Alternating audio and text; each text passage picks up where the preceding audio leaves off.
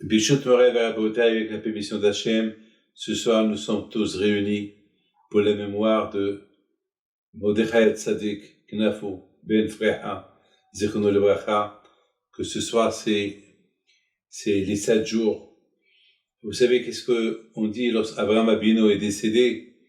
Tous les Gdolim, tous les grands temples de la nation, tous les rois, toutes les grandes personnalités qui existaient à son époque, ils se sont tous réunis et tous ensemble, ils ont dit Oï la Sfina She'abad Kabaneta.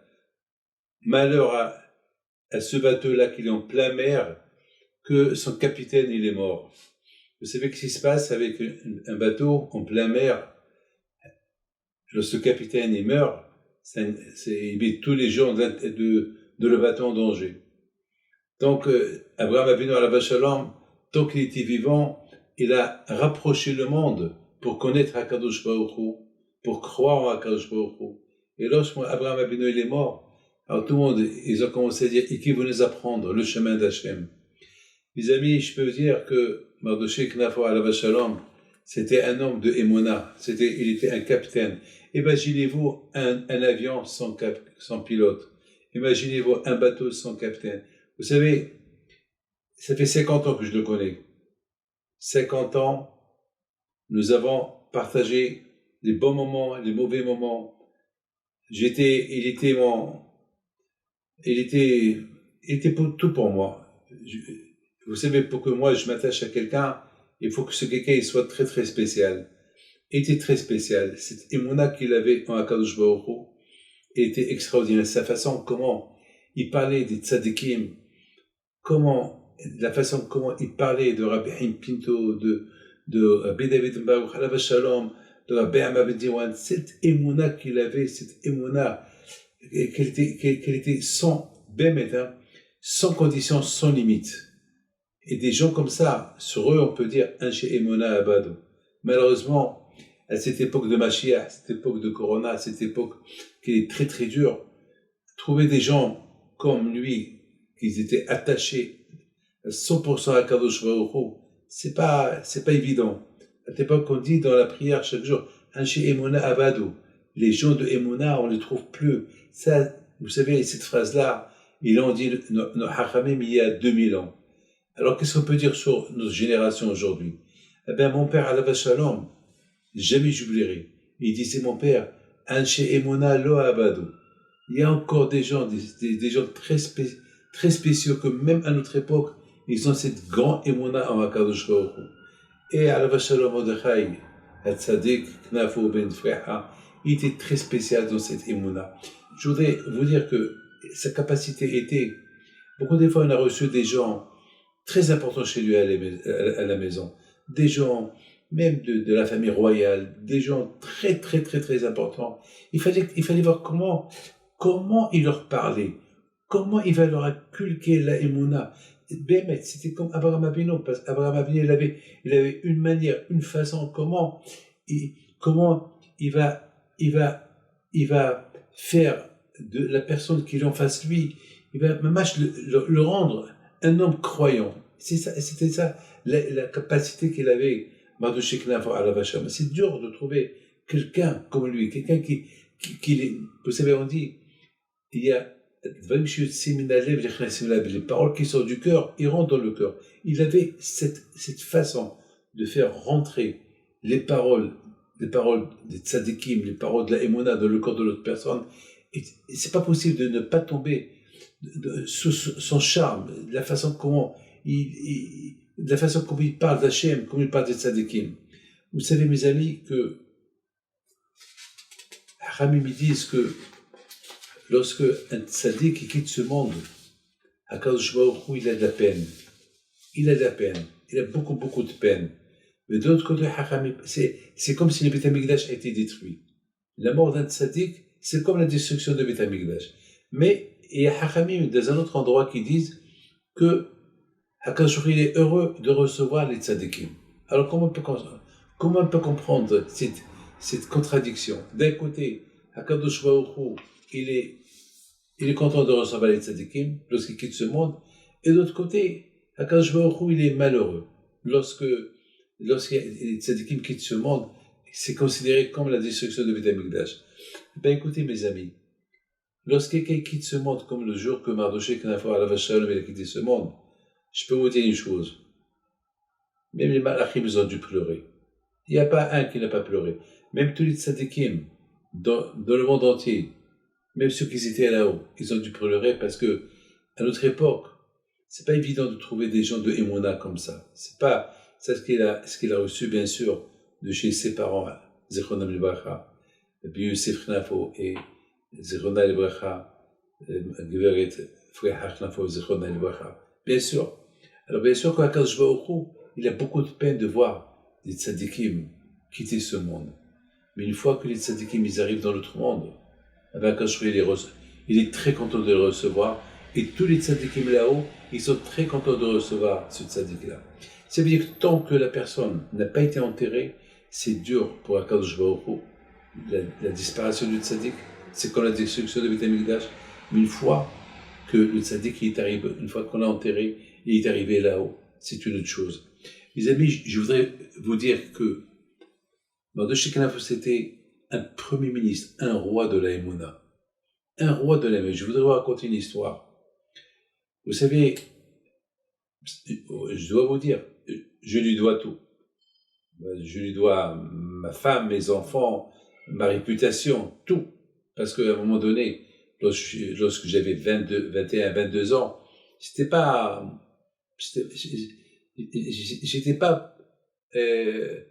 j'avais pas dans ma tête de faire ce que je fais aujourd'hui. Dans ma tête, je voulais peut-être travailler, être commerçant. Peut-être j'avais des idées. Vous savez, une fois que j'ai passé presque 12 ans à la yeshiva, je voulais un peu être un homme simple comme tout le monde. Et à la Shalom, Mardochée Knafo, lorsque j'avais 22 ans, pour la première fois que je l'ai rencontré, il m'a lancé une pique. Il m'a dit, Rabbi David, non pas Rabbi David, il m'a dit David. Il m'a dit, pourquoi tu fais pas, depuis que ton père a quitté le Maroc, il y a personne qui fait ici la Iloula de Rabbi Pido. Ça veut dire inviter les jeunes. C'est vrai, il y avait mes deux oncles, Zichronam Libracha, qui étaient vivants, Rabbi Raphaël, Rabbi Moshe, Rabbi Raphaël, Rabbi Meir Pito, Alav Shalom. Mais eux, ils étaient dans leur côté, à la rue de commandant Provo. C'était pas pour le grand public. Il me dit, Rabbi, je lui dis, Mardochée, tu rigoles. Moi, je suis pas fait pour ça. Il me dit, pourquoi tu n'es pas fait pour ça? Tu es fait pour ça. Tu es obligé. Dans ma tête, j'avais une autre vision du monde. Et lui, je sais pas, il est rentré en moi pour changer mes convictions que j'avais. Alors, la première fois, je lui ai dit, bon, alors on va faire la première fois, on l'a fait à Emma Banim. On a cru qu'on allait inviter peut-être 20 personnes, 30 personnes, 40 personnes. Il y avait 5-6 personnes. J'étais en colère, j'étais Mardochée. Il m'a dit, David, qu'est-ce que tu as perdu? Voilà, au moins tu as fait la Iloula, encore tu fais, encore. Et chaque année, il se disputait avec moi pour que je vienne au Maroc faire la Iloula de Rabbi Pido. Je vous donne la parole d'honneur. La Iloula, elle a commencé à monter, jusqu'à qu'on est arrivé à 3000 personnes. Il voyait les avions qui arrivent de tous les côtés. Et je voyais Mardochée Knafo heureux et content. Il me dit, voilà maintenant, voilà ce que je voulais, ce que je rêvais toute ma vie. Mais mes amis, et automatiquement, puis j'ai commencé à faire la Iloula de Rabbi Pinto. Une fois, je l'ai raté. Et mon père était venu au Maroc. Et mon père, à la vache, il a dit à Mardochée Knafo, fais attention. Il faut pas que David, mon fils, il arrête. Et s'il l'a fait pas, toi, tu l'as fait. Et moi, je te paie l'argent. Là, je suis shalom. La bataille des Iloulot, plus tard, je me suis marié. Et puis, plus tard, j'ai commencé automatiquement dans la Iloula, les Jeux de Brachot. J'ai commencé à bénir automatiquement. Une fois que je suis rentré dans le bain de Zechot Avot, ça y est, je suis devenu ce que je suis devenu. Alors, à qui je dois? Si mes enfants, ils sont avec vous ce soir, ils sont ce qu'ils sont, on doit tout cela à Mardochée Knafo. Voilà, je vous le dis, c'est quelque chose que je pourrais pas, j'ai pas de mots, je suis très reconnaissant. Il faut savoir une chose, et je termine avec cette phrase-là. Jusqu'à maintenant, demain, si Dieu veut, c'est moi qui vais avoir le mérite de couvrir sa tombe et faire ses 7 jours sur sa tombe à Yerushalayim. Mais je voudrais vous raconter une petite anecdote avec Alav Shalom, Mardochée Knafo. Écoutez bien cette belle histoire. Une fois, c'était lorsque la dernière fois que je suis venu au Maroc avec mon père, il y a peut-être 32, 33 ans, je ne peux pas vous dire exactement, non plus, oulala, peut-être il y a plus de 42 ans, mais je n'étais pas encore marié. Et on devait, chaque fois, bien sûr, on devait venir chez Mardochée Knafo. Et voilà, je vois qu'il n'était pas là, à l'aéroport, il n'était pas parmi avec les gens qui sont venus nous accueillir, mais j'ai vu son frère, Ibadel Hamdou Shalom, Haïm Knafo, que je me le protège, je l'ai vu de loin, et je lui ai fait un signe, qu'est-ce qui se passe? Alors il me dit, voilà, Mardochée, il est malade, alors vous allez venir chez moi. C'est moi qui va vous accueillir avec ma femme, on vous a préparé les chambres et tout. Bon, donc le soir, on a été voir Mardochée Knafo à la maison, et Mardochée Knafo, la première chose qu'il a dit, Bemoshe, il a dit à mon père, Bemoshe, Haïm Khaïf Hali. Alors mon père a dit, il n'y a pas de problème. Alors, Be'ezat Hashem, il a fait le bracha parce qu'il était fatigué. Il a dit, Hacham, demain je dois partir à Paris, il ne faut pas m'en vouloir parce que je dois aller me faire soigner. Mon père lui a dit, il n'y a pas de problème. Bon, le lendemain, elle est venue Zari, voir mon père, chez Haïm Knafo, et j'étais là-bas, et mon père, il dit à Zari, voilà cette bouteille d'eau, tu vas la prendre, et tu vas la donner à Mardochée, il va la boire, Be'ezat Hashem, ils vont rien trouver, il va être en bonne santé, et il va retourner au Maroc, et Be'ezat Hashem, il va retourner en bonne et parfaite santé. Bon, maintenant, mon père, Alav Shalom, en ce moment-là, Mardochée, il était à l'hôpital, à la clinique de là-bas, il devait partir à l'aéroport pour aller en France. Donc, je suis parti avec Zari, on est parti à l'hôpital avec la bouteille d'eau. On arrive vers l'hôpital, il y a un monsieur qu'on ne connaît pas. Un monsieur qui vient chez nous, il a commencé à bénir Madame Knafo. Il a commencé à bénir son mari. On ne sait pas qui est-ce. Et puis il se retrouve, Pinto, Béafoualé, On ne savait pas. Madame Knafo lui a donné un peu d'argent. Et je lui ai dit à Madame Knafo, vous connaissez ce monsieur? Non. On se retourne, on ne voit personne. Il n'y avait personne. Bizarre. Donc on monte, on donne la bouteille à Mardochée Knafo. Regardez, mais pourquoi je vous raconte ça? Je vous raconte ça, c'est, vous savez, la émouna qu'il avait, ce monsieur-là. Vous n'avez aucune imagination. Maintenant, il n'est pas là.